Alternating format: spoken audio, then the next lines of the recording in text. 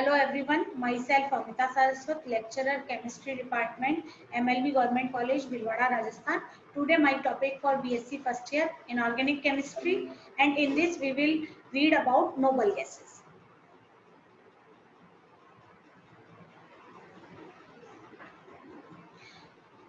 Xenon का रसायन या केमिस्ट्री ऑफ जिनॉन।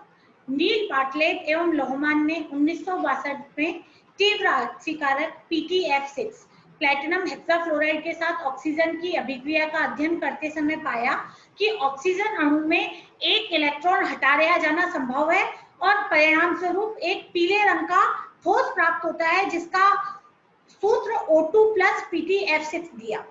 बाटली ने कहा कि ऑक्सीजन अणु की आयनन ऊर्जा 1165 किलोजूल मोल इनवर्स है, जो कि जिनॉन की आयनन ऊर्जा 1170 किलोजूल मोल इनवर्स के लगभग समान है।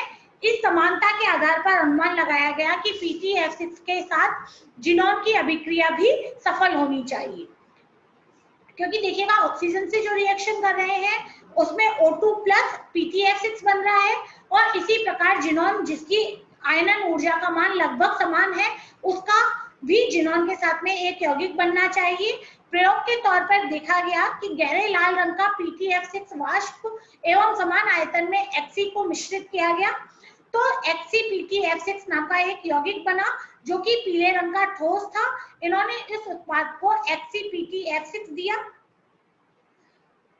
और इस अभिक्रिया को इस प्रकार प्रदर्शित किया जा सकता है कि जिनॉन और PTF6 की जब रिएक्शन PTF6 की प्रेजेंस में कराई जाए तो HCF PTF6 प्लस PTF5 बना और 60 डिग्री सेंटीग्रेड पर HCF प्लस PT2F11 माइनस ये इस प्रकार के यौगिक प्राप्त हुए 35 डिग्री सेंटीग्रेड, 60 डिग्री सेंटीग्रेड और 25 डिग्री सेंटीग्रेड पर। इसके बाद में कुछ अन्य यौगिक भी बनाए गए जो कि इस प्रकार हैं, जैसे कि जिनॉन डाइफ्लोराइड जिसमें कि हाइब्रिडाइजेशन sp3d होता है। इसकी आकृति रेखीय होती है, ये रंगीन क्रिस्टल होता है, ये एक स्थायी यौगिक है जिसका गलनांक 130 डिग्री सेंटीग्रेड होता है। अगला यौगिक है जिनॉन टेट्राफ्लोराइड, इसमें sp3d2 हाइब्रिडाइजेशन होता है, इसकी आकृति वर्ग समतलीय होती है, यह भी रंगीन होता है, इसका गलनांक 117 डिग्री सेंटीग्रेड होता है और यह स्थायी है। XCF6 sp3d3 हाइब्रिडाइजेशन, पंचभुजीय द्विपिरामिडीय स्ट्रक्चर, ये भी रंगीन क्रिस्टल होता है, इसका गलनांक 49.6 डिग्री और ये भी स्थायी होता है। अगला यौगिक है जिनॉन की ऑक्सीजन के साथ क्रिया कराने पर जिनॉन टेट्राफ्लोराइड का निर्माण हुआ, जिनॉन ट्राइऑक्साइड का निर्माण हुआ जो कि sp3 हाइब्रिडाइजेशन होता है, पिरामिडीय स्ट्रक्चर होती है और ये एक विस्फोटक है।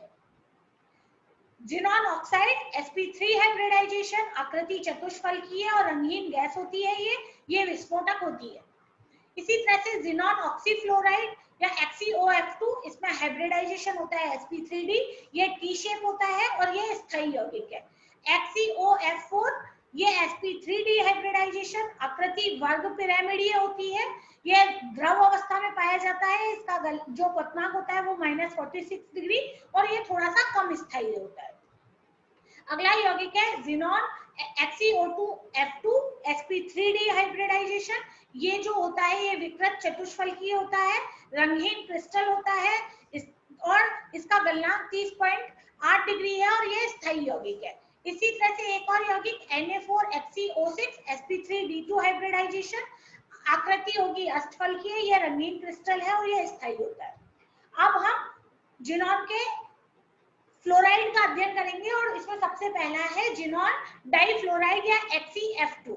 इसको बनाने के लिए जिनॉन और फ्लोराइड को 1:2 के रेशियो में 27 डिग्री पर एक छोटी नलिका में विसर्जन करेंगे तो XeF2 बनता है और जिसे XeF4 में बदलने के लिए -78 डिग्री सेंटीग्रेड तक ठंडा किया जाता है। मतलब जिनॉन और फ्लोरीन की क्रिया 1:2 के रेशियो में 27 डिग्री सेंटीग्रेड ताप पर निकल की उसमें नली में करवाई जाए तो जिनॉन डाइफ्लोराइड का निर्माण होता है। जिनॉन और फ्लोराइड के मिश्रण को निकल के छलने में 400 डिग्री सेंटीग्रेड पर प्रवाहित करने पर और उत्पाद को फिर -58 डिग्री पर संघनित करने पर भी जिनॉन फ्लोराइड का निर्माण होता है। CF4 की अभिक्रिया जिनॉन से 6000 वोल्ट पर विसर्जन नली में करवाने पर भी FCF2 की प्राप्ति होती है, या O2F2 की जिनॉन से अभिक्रिया कराने पर जिनॉन फ्लोराइड का निर्माण होता है और ऑक्सीजन गैस मुक्त हो जाती है। यह एक सफेद ठोस है, इसमें ये सबसे अधिक वाष्पशील होता है। इसकी उत्पादन से पारदर्शी क्रिस्टल प्राप्त होते हैं। इसे निकल व अतिशुष्क कांच के उपकरण में रखा जाता है। यह HF में अत्यधिक विलयशील होता है और विलयन की चालकता नहीं होती। जिनॉन डाइफ्लोराइड की कुछ केमिकल रिएक्शन इस प्रकार है। ऑक्सीकारक के रूप में यह हाइड्रोजन से क्रिया कर जिनॉन मुक्त करता है। यह हाइड्रोजन को HF से में, क्लोरीन को क्लोराइड आयन को क्लोरीन में और सीरियम+3 को सीरियम+4 में और आयोडीन को आयोडीन प्लस में बदल देता है। ये अभिक्रियाएं निम्न प्रकार होती हैं। सबसे पहला देखिएगा, HCF2 की H2 से रिएक्शन कराई जाए तो HF का निर्माण होगा और जिनॉन गैस मुक्त हो जाएगी। इसी तरह से HCF2 की HCl से क्रिया कराने पर HF और जिनॉन और क्लोरीन गैस बनेंगे। सल्फेट आयन HCF2 और सीरियम टेट्रासल्फेट ट्राइसल्फेट की रिएक्शन कराने पर सीरियम जो है वो सीरियम सल्फेट, जिनॉन और फ्लोरीन बनेंगे। जिनॉन फ्लोराइड की आयोडीन से रिएक्शन कराने पर आयोडीन फ्लोराइड का निर्माण होता है और जिनॉन गैस मुक्त हो जाती है।